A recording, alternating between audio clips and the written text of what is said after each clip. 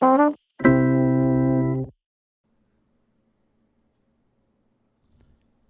5. I Elude My Watchdog. Sola stared into the brute's wicked-looking eyes, muttered a word or two of command, pointed to me, and left the chamber. I could not but wonder what this ferocious-looking monstrosity might do when left alone in such close proximity to such a relatively tender morsel of meat, but my fears were groundless, as the beast, after surveying me intently for a moment, crossed the room to the only exit which led to the street, and lay down full length across the threshold.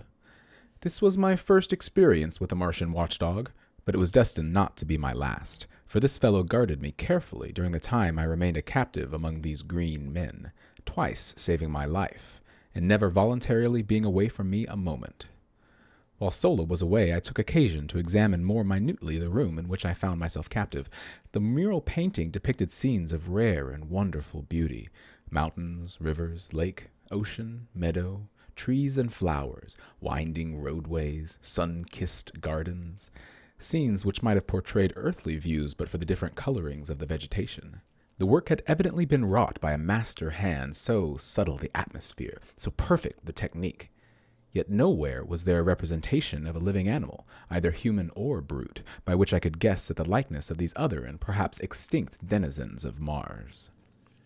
While I was allowing my fancy to run riot in wild conjecture on the possible explanation of the strange anomalies which I had so far met with on Mars, Sola returned bearing both food and drink. These she placed on the floor beside me, and seating herself a short ways off, regarded me intently. The food consisted of about a pound of some solid substance of the consistency of cheese, and almost tasteless, while the liquid was apparently milk from some animal. It was not unpleasant to the taste, though slightly acid, and I learned in a short time to prize it very highly. It came, as I later discovered, not from an animal, as there is only one mammal on Mars, and that one very rare indeed, but from a large plant which grows practically without water, but seems to distill its plentiful supply of milk from the products of the soil, the moisture of the air, and the rays of the sun. A single plant of this species will give 8 or 10 quarts of milk per day. After I had eaten, I was greatly invigorated, but feeling the need of rest, I stretched out upon the silks and was soon asleep. I must have slept several hours, as it was dark when I awoke, and I was very cold. I noticed that someone had thrown a fur over me, but it had become partially dislodged, and in the darkness I could not see to replace it. Suddenly, a hand reached out and pulled the fur over me, shortly afterwards adding another to my covering. I presumed that my watchful guardian was Sola, nor was I wrong. This girl alone, among all the green Martians with whom I came in contact, disclosed characteristics of sympathy, kindliness, and affection.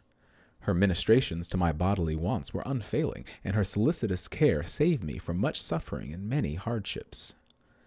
As I was to learn, the Martian nights are extremely cold, and as there is practically no twilight or dawn, the changes in temperature are sudden and most uncomfortable, as are the transitions from brilliant daylight to darkness.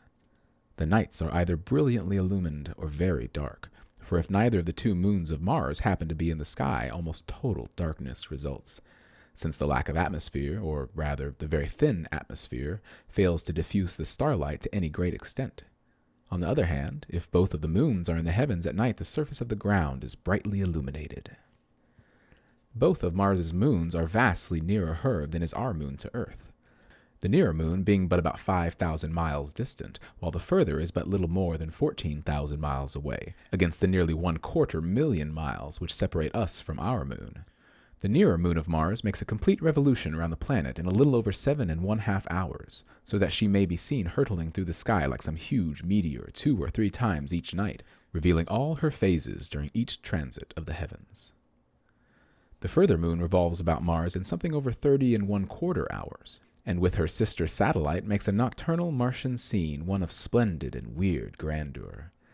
And it is well that nature has so graciously and abundantly lighted the Martian night, for the green men of Mars, being a nomadic race with high intellectual development, have but crude means for artificial lighting, depending principally upon torches, a kind of candle, and a peculiar oil lamp which generates a gas and burns without a wick. This last device produces an intensely brilliant, far-reaching white light, but as the natural oil which it requires can only be obtained by mining in one of several widely separated and remote localities, it is seldom used by these creatures whose only thought is for today, and whose hatred for manual labor has kept them in a semi-barbaric state for countless ages. After Sola had replenished my coverings, I again slept, nor did I awaken until daylight. The other occupants of the room, 5 in number, were all females, and they were still sleeping, piled high with a motley array of silks and furs. Across the threshold lay stretched the sleepless guardian brute, just as I had last seen him on the preceding day. Apparently he had not moved a muscle. His eyes were fairly glued upon me, and I fell to wondering just what might befall me should I endeavor to escape. I have ever been prone to seek adventure and to investigate and experiment where wiser men would have left well enough alone. It therefore now occurred to me that the surest way of learning the exact attitude of this beast toward me would be to attempt to leave the room. I felt fairly secure in my belief that I could escape him should he pursue me once I was outside the building, for I had begun to take great pride in my ability as a jumper. Furthermore, I could see from the shortness of his legs that the brute himself was no jumper and probably no runner. Slowly and carefully, therefore, I gained my feet, only to see that my watcher did the same thing. Cautiously I advanced toward him, finding that by moving with a shuffling gait I could retain my balance as well as make reasonably rapid progress. As I neared the brute, he backed cautiously away from me, and when I had reached the open, he moved to one side to let me pass. He then fell in behind me and followed about 10 paces in my rear as I made my way along the deserted street. Evidently his mission was to protect me only, I thought. But when we reached the edge of the city, he suddenly sprang before me, uttering strange sounds and baring his ugly and ferocious tusks. Thinking to have some amusement at his expense, I rushed toward him, and when almost upon him, I sprang into the air, alighting far behind him and away from the city. He wheeled instantly and charged me with the most appalling speed I had ever beheld. I had thought his short legs a bar to swiftness, but had he been coursing with gray hounds, the latter would have appeared as though asleep on a doormat. As I was to learn, this is the fleetest animal on Mars, and owing to his intelligence, loyalty, and ferocity, is used in hunting, in war, and as the protector of the Martian man. I quickly saw that I would have difficulty in escaping the fangs of the beast on a straightaway course, and so I met his charge by doubling in my tracks and leaping over him as he was almost upon me. This maneuver gave me a considerable advantage, and I was able to reach the city quite a bit ahead of him, and as he came tearing after me, I jumped for a window about 30 feet from the ground, in the face of one of the buildings overlooking the valley. Grasping the sill, I pulled myself up to a sitting position without looking into the building, and gazed down at the baffled animal beneath me.